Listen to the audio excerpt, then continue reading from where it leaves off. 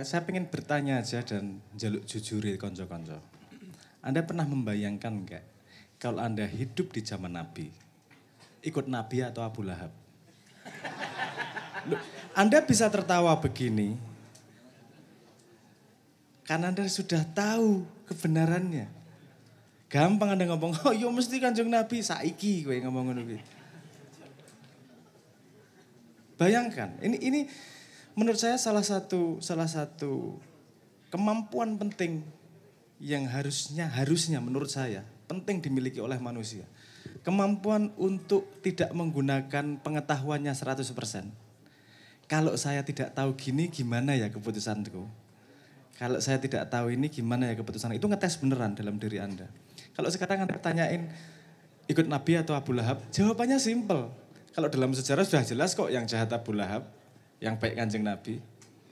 Coba saat itu gimana? Ketika masih belum jelas, ada orang satu ini ngomong Tuhan-Tuhan konsep baru. Karena kita kan sudah ditunjuk dari aliran sesat toh ini. Ngomongin konsep baru. Kamu ngikuti beliau, atau ngikuti Abu Lahab nih? Pernah nggak mensimulasi itu? Ini penting soalnya. Hampir semua jawaban itu tidak mensimulasikan ini. Kan jelas Kanjeng Nabi ambil keputusan itu. Soalnya kan nanti Islam nanti jadi gini-gini. Iya, gue wes kedaden, gue gampang memprediksi masa depan. Kalau belum terjadi, keadaannya seperti apa? Coba keadaan saat itu gimana? Ada yang kamu ketahui dan ada yang tidak kamu ketahui. Berdasarkan yang diketahui oleh orang saat itu, kemungkinan keputusannya seperti apa, resiko apa yang diambil. Kalau kita tidak mampu untuk mensimulasi itu, kita tidak akan mampu menghargai keputusan orang tersebut. Salah satu contoh kita selalu teriak-teriak empati. Empatilah sama orang, kita harus meningkatkan empati. Empati itu efek. Efek dari kemampuan kita memahami orang lain. Cara pandang orang lain. Tadi itu ketika Anda ngomong gimana menghadapi yang komen-komen gak jelas keragam dijak pinter. Aku sih ora urusan secara personal sebenarnya. Kutukanku tuh goro-goro anak simbah ki njuk kudu sayang ruwong ki lho. Kesel sayang ruwong ki. Apa jenenge? Enggak maksudnya mesake. Kamu bisa more than that gitu. Kamu bisa lebih dari itu loh. Nanti gini, setiap perkembangan zaman itu pasti ada golongan masyarakat yang tergilas. Pasti. Dan golongan yang tergilas adalah orang-orang yang tidak mampu beradaptasi. Tidak mau menumbuhkan dirinya. Saya ngelihat wong-wong ini kegilas iki engko mesti. Mesake aku asline. Tapi yo wis lah. Maksudnya yo emang gitu faktane Gusti Allah ya. Maksudnya neng Quran lah yo mayoritas manusia ku yo. Jadi saya tuh kadang-kadang takut nek cita-citaku kita semua bisa pinter itu Pak, apakah saya melanggar Quran karena statement di Quran mayoritas manusia itu bodoh kan. Oke. Gini, gimana cara menghadapi tantangan zaman? Kalau kita ngomong theory of mind, tadi itu kita dalam keadaan ikut hidup di zaman Nabi. Kita kan nggak tahu kita mau ikut Abu Lahab atau ikut Kanjeng Nabi. Artinya kita tidak bisa ngomong rencana. Kita gimana sih menghadapi zaman? Karena kita tidak tahu apa yang terjadi di masa depan. Tapi kita bisa melihat pola. Saya punya asumsi sederhana, aksioma yang saya pegang. Aksioma adalah kebenaran yang tidak saya buktikan, tapi saya pegang sebagai kebenaran. Pertama, Tuhan kalau ngasih informasi pasti untuk kebaikan manusia. Dari semua sisi yang manusia pahami maupun manusia tidak pahami. Salah satunya yang saya ingin ambil di sini dan nanti akan berhubungan dengan cara menghadapi tantangan zaman. Saya melihat gini, manusia itu punya up and down untuk kesenangannya. Kadang senang, terus gampang bosan dan seterusnya. Polanya adalah ketika dia menghadapi sesuatu yang baru, dia senang. Sehingga manusia terdorong untuk mencari sesuatu yang baru pada limit tertentu. Kadang-kadang bertahan di zona nyaman itu Jadi pengen cari sesuatu yang baru yang tidak punya resiko dia. Tapi barang sing anyar itu menyenangkan. Sehingga kita senang sama YouTube, sama TV. Itu dari dulu dicari sebabnya kenapa. Tapi kemudian ketemu sebabnya ketika ada eksperimen tentang AI lah. Eksperimen. AI ternyata ketika gini. Aku perlu cerita itu enggak latar belakang itu. Aku rada kedawan nih. Gak apa-apa, oke. AI itu kan disuruh belajar satu game. Ketika dia belajar satu game, pinter banget. Tapi disuruh belajar game lain, itu jadi goblok. Kalau manusia kan bisa belajar banyak game cepat dan pinternya macam-macam cepat. Terus dicari gimana ya caranya? Oke, dia harus nge-track terus carilah sesuatu yang baru terus. Nah, itu pinternya cepat. Dia belajar apa aja cepat pinter karena nalurinya cari sesuatu yang baru. Tapi kemudian ketemu masalah. Ketika dia disuruh eksplorasi maze apa? Labirin, dan di dinding labirin dikasih TV. Ketika TV, sesuatu yang baru terus, ora ubah deh, ning ngarep TV terus. Karena tujuan dia mencari sesuatu yang baru.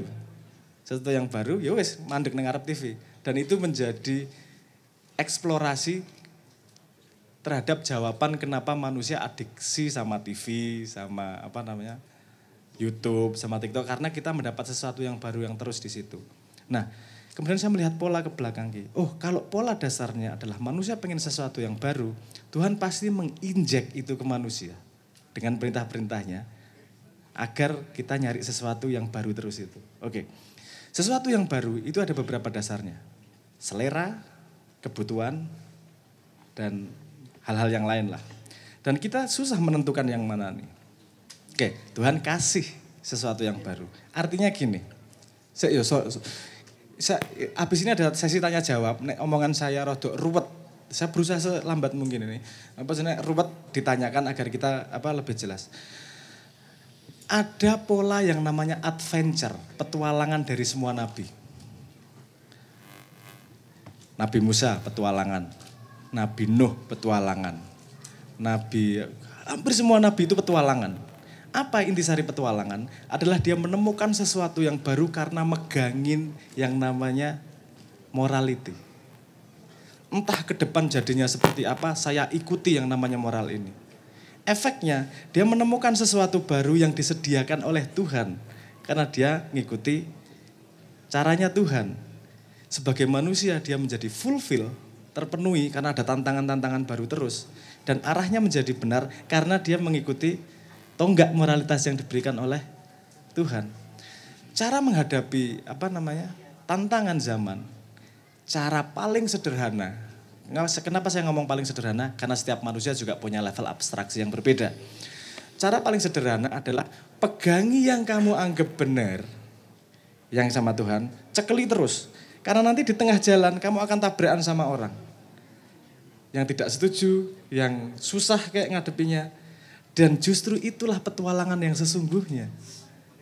Nabi ketika Hudaybiyah tuh nek ra ngono ki ra pengalaman. Nabi Yunus melayu sithik dipangan iwak.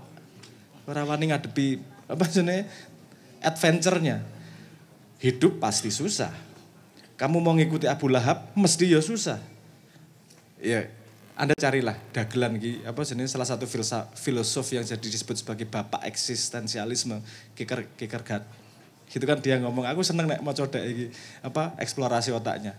Dia salah satunya kalimatnya kan, urip ki rada ra cetha kawin menyesal ora kawin menyesal, cinta menyesal ora cinta menyesal, sugih menyesal kiri menyesal. Jadi urip ki kabeh menyesal. Valid, menyenangkan juga karena pada setiap perjalanan yang dipilih itu pasti ada tantangannya. Kan gitu. Nah, Nabi saya melihat semuanya mana yang dipilih perjalanannya adalah berdasarkan morality yang di-guide sama Tuhan. Saya pegang ini beneran nih. Bahwa nanti ketemu di tengah jalan tantangan. Tapi bukan otaknya tidak berkembang loh. Itu bedanya. Ada bedanya keras kepala sama teguh. Nah keras kepala jangan, kalau teguh oke. Paham ya? Paham maksud saya ya? Perilakunya sepertinya sama-sama kaku, tapi keras kepala sama teguh berbeda. Yang saya ajak itu untuk menghadapi zaman adalah teguh. Oke, kita baik ini melakukan ini. Mungkin tidak mudah, tapi hidup kan adventure.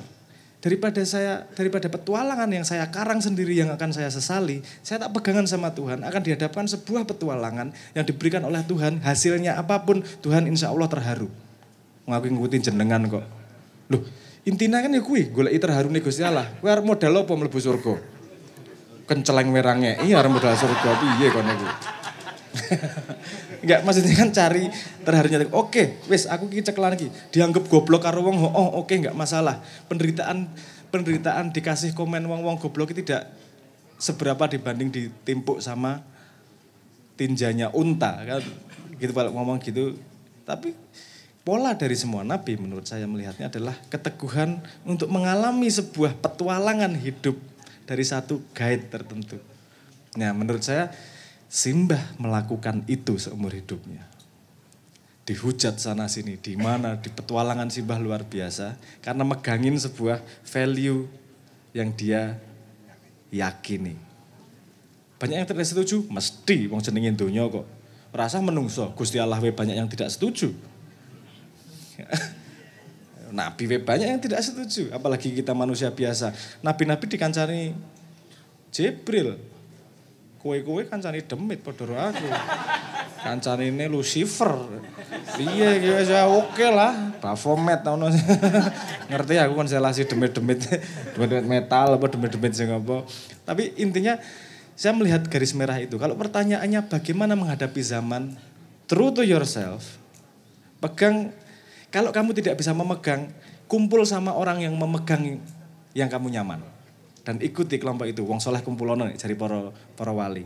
Mungkin kamu tidak secara sadar mengetahui value, nilai. Tapi kamu kumpul sama orang yang memegang nilai itu.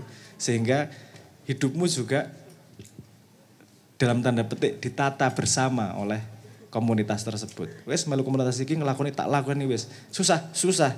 Urip adventure kok. Ngopo susah, apa sana susah, sini juga susah. Mending susah sing dikei Gusti Allah, sing tanggung jawab Gusti Allah. Jadi satu garis antara menghadapi zaman, menjadi manusia yang utuh dan mengikuti Tuhan. Itu satu garis. Kalau dua garis, saya yakin kalau menuju itu semua harus cabang, pilihan agama atau sains, apa spiritual atau materialisme. Yang cabang-cabang seperti itu, saya sangat yakin dia belum cukup paham terhadap kenyataan dunia. Karena Tuhan pasti memberi jalan yang paling lengkap sama kita. Cuman manusia gak tahu aja. Biasa kayak anak kecil toh, lagi seneng dolanan korek, dihalangi ya ngertine nesu. Karena belum tahu bahaya untuk diri sendiri. Menurut saya, Kanjeng Nabi yang disebut sebagai iman itu adalah kemauan untuk memegang itu dengan buta dan mengalami semua petualangan yang disediakan oleh Tuhan. Karena Tuhan dan karena otomatis itu nanti akan menjawab zaman. Karena nanti yang tahu menjawab zaman itu anak cucu, bukan kita. Kan gitu. Mungkin itu jawaban dari saya terhadap pertanyaan itu. Matur nuwun. Terima kasih Mas Abraham.